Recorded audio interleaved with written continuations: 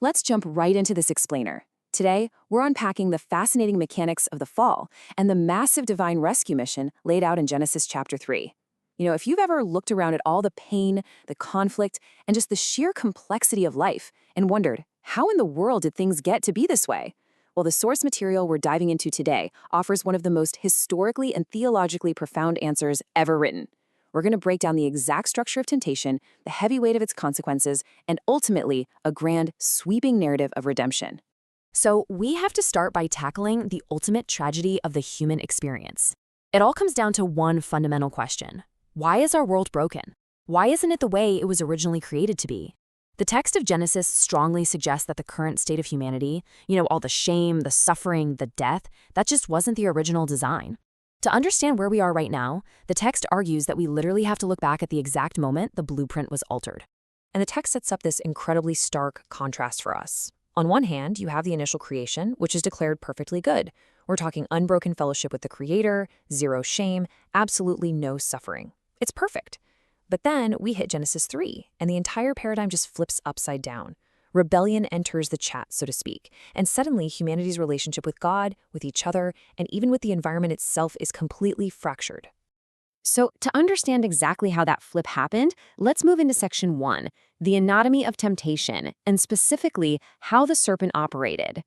Now, what is super fascinating here is that the serpent's strategy doesn't start with some aggressive, outright command to reject God. No, it starts with a simple, incredibly subtle, 5-word question.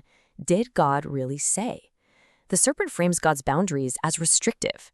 He's basically planting this tiny seed of doubt, suggesting that God is actually holding out on them. It is an absolute masterclass in psychological manipulation. You can actually map out this distinct psychological progression right in the text. It moves sequentially. First, there's doubt, just questioning what God actually said. Then it morphs into desire, as Eve starts seeing the fruit as something desirable for gaining wisdom. And finally, it hits disobedience, the actual physical act of eating the fruit. This really shows us that the fall wasn't just some sudden, impulsive mistake. It was a deliberate internal shift. Because of this, the source material totally redefines how we usually think about sin. It's not just about breaking some random, arbitrary rule.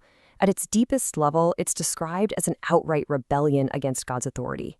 It's that deep human desire to usurp the throne, to become our own authority. It brings up the ultimate question of the whole text. Can God actually be trusted? Or should we humans just determine good and evil for ourselves? Which brings us to the immediate, tragic fallout of that disobedience in section 2, the weight of consequences, shame, and the blame game. As we see in the narrative, sin always makes promises it just cannot keep. It literally delivers the exact opposite of the serpent's guarantee. Think about the marketing pitch here. It promised absolute freedom, enlightenment, being better off without God. But the actual delivery? Slavery, emptiness, and this profound separation from God. Adam and Eve fully expected to be elevated, but their eyes were opened only to realize just how utterly vulnerable they actually were. The very first consequence wasn't a lightning bolt of physical punishment. It was a deep relational fracture. For the absolute first time in human history, the text describes them feeling a crushing sense of shame. It was so bad it caused them to literally hide themselves from God's presence among the trees. That beautiful intimacy they had in the garden, instantly replaced by fear. And when God does confront them, it sparks this incredibly relatable chain reaction of deflection. First, God questions Adam. Does Adam step up and take responsibility? Absolutely not. He immediately points the finger at Eve. And honestly, he even subtly blames God for giving him Eve in the first place. Then Eve gets questioned, and she instantly deflects to the serpent. It's a brilliant, though tragic, illustration of how our human reflex to point fingers originated right there in the garden. But as we know, deflection doesn't stop the consequences. These severe judgments handed down by God prove that within this biblical narrative, sin isn't just a harmless little mistake. It's not just ignorance that needs a bit of education. It is a destructive rebellion. The woman will experience pain. The man's going to face grueling hardship in his labor. The very ground itself is cursed. And ultimately, humanity will face death, returning to the dust. The text is making it crystal clear here. This level of brokenness requires a savior, not just a self-improvement plan.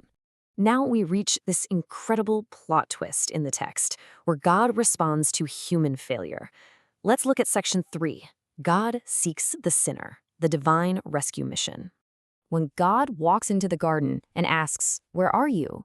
it reveals something so profound about the story. Think about it. An omniscient God wasn't seeking information. He knew exactly where Adam was hiding. Instead, he was graciously calling out to a hiding sinner. This single question establishes a massive pattern for the rest of the biblical text. Humanity runs and hides, but God actively pursues. And that relentless pursuit leads us directly into section 4, the promise of redemption, which is often referred to as the first gospel. Right smack in the middle of handing down all this severe judgment, God does something completely remarkable. In Genesis 3:15, he declares that the offspring of the woman will ultimately crush the serpent's head, even though the serpent will strike his heel.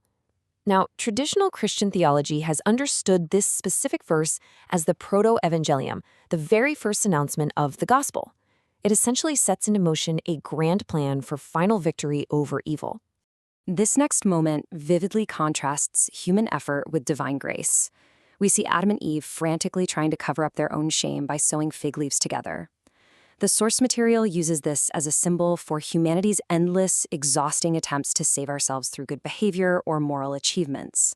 But what happens? Ultimately, God himself steps in and makes garments of skin to clothe them. It beautifully illustrates that human effort is completely insufficient. True salvation has to be a gracious provision from God himself. All of this brings us to our final section, Section 5, God's unstoppable plan, from tragedy to hope. Even though Adam and Eve are tragically expelled from Eden, the text strongly argues that God hasn't just abandoned humanity to figure it out alone. This event builds a massive narrative arc that actually structures the entire Bible across 4 main pillars: creation, fall, redemption, and restoration. Genesis 3? That's really just step 2. The story begins with a devastating separation here, sure, but it moves relentlessly forward, ultimately arriving at complete restoration. So, looking at the big picture, what are the core takeaways from this narrative? Well, sin is presented as a deadly serious rebellion with totally devastating consequences, and humanity is shown as entirely incapable of saving itself, with proverbial fig leaves. But crucially, this is a story about a God who actively seeks out hiding sinners. The source material ultimately challenges us, the readers, to just stop making excuses, step out of the bushes, and honestly recognize our desperate need for rescue. I want to leave you with this incredibly powerful final thought to reflect on today. Humanity fell, but God's grace did not fall. If this narrative holds true, how might understanding this unstoppable, constantly pursuing grace change the way you and I view our own hidden shortcomings today? Because no matter how deeply broken the world became in Genesis 3, the redemptive work had already begun. Thanks so much for joining me on this explainer, and keep seeking the truth behind the text.